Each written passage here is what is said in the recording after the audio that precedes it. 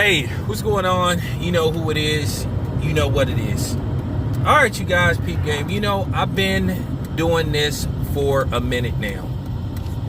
As far as, putting out content, I've been doing this for a minute, going on maybe, going on like maybe 7 years. So I've been on YouTube for around six and a half years, something like that. And I've mainly covered sports and boxing among other issues. So you've really seen the ins and outs of when you cover a sport like boxing. As a dude that actually really went to events as media as well as being a fan, so I've seen both sides of the perspective. So I think I know the sport of boxing very well. Met all type of boxers. Met people surrounding boxing. So, like I said, I had a real good feel of it, grasp of it, however you want to call it. I could tell what fighters are real, what fighters are fake. I could tell when fighters are being very disingenuous, and I could tell when fighters are pushing some kind of agenda. And we have a situation now where you got a dude that's pushing an agenda and trying to bring some attention to himself at the expense of somebody else. And this is what I keep telling you guys, and I've said this before. To a certain degree, I have to tell the enemy, you really don't have to worry about black people to a certain degree, because as you can see, there is no unity, and you can see on a regular basis. And I'm about to prove that as well. Like I said, a lot of these people out here is just fake. I mean, you just can't put the fake or the F in fake without thinking about certain people. But here you have a situation with Hall of Fame boxer Bernard Hopkins that basically goes out of his way to bring some attention to himself and give certain people an angle or something to talk about. So now Bernard Hopkins comes out of nowhere and says that he needs to see paperwork that Errol Spence is really hurt. He's basically insinuating that Errol Spence possibly faked an injury to get out of this fight with Manny Pacquiao. One, I don't think Errol Spence is built like that. Now, the funny thing is, well, how come he didn't ask to see Manny Pacquiao's paperwork when Manny Pacquiao said he had a shoulder injury, and then Manny Pacquiao turned around and said he never had surgery, that he basically got healed by his Lord and Savior, and swimming in salt water and all this kind of stuff? How come he hasn't asked to see Tyson Fury's paperwork proving that he really has C19? Okay? How come he ain't asked to see David Benavidez's paperwork proving that he really has C19? But instead, Bernard Hopkins decides to attack another black man. Now, to you outsiders and you non-blacks, I'm going to be real honest with you. Stay out of this.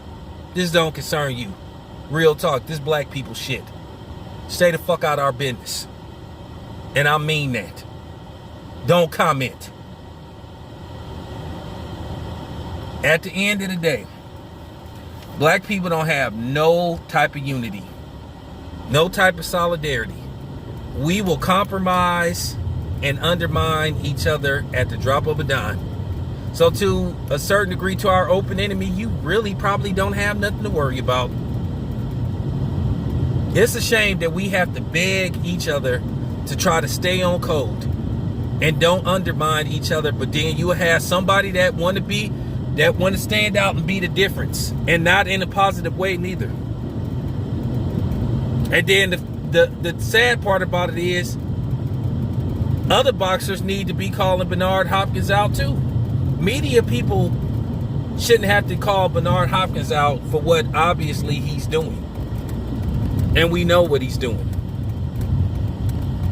We shouldn't have to do it. You know? And then we shouldn't have to pick who needs to do it.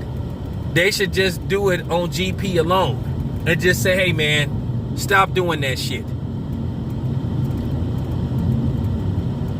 Why should Bernard Hopkins be protected when he ain't looking out for Errol Spence? He gonna sit up there and insinuate that Errol Spence faked the injury. But see, I want y'all to really look at something, and I've been doing some research and I went back and looked at something. If you think I'm lying, check it out, see for yourself. I saw a lot of interviews with Errol Spence, and I started looking at that eye, and his eye was a different color than the other one. The one he had surgery on, it was a little redder than the other one. So Spence might have had this injury for a while. You know, it's funny when somebody that ain't black say something happened to them, they get the benefit of the doubt. But if a black person says something, they lying and suspect and all this kind of stuff.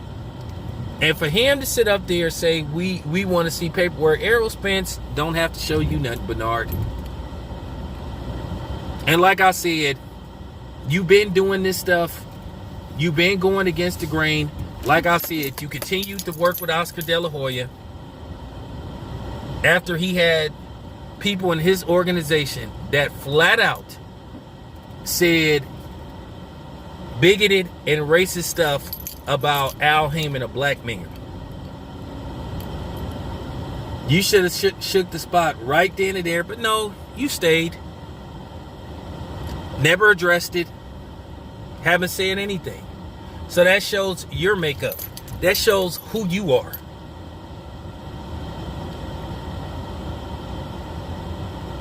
You are the very problem that's wrong with our community.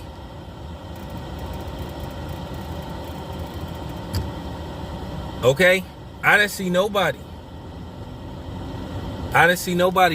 doing this to Manny. Insinuating, hey man, I think Manny is not his people stayed on code. Not our people. Our people can't stay on code for nothing in the world. Because we always gotta act like we gotta impress somebody.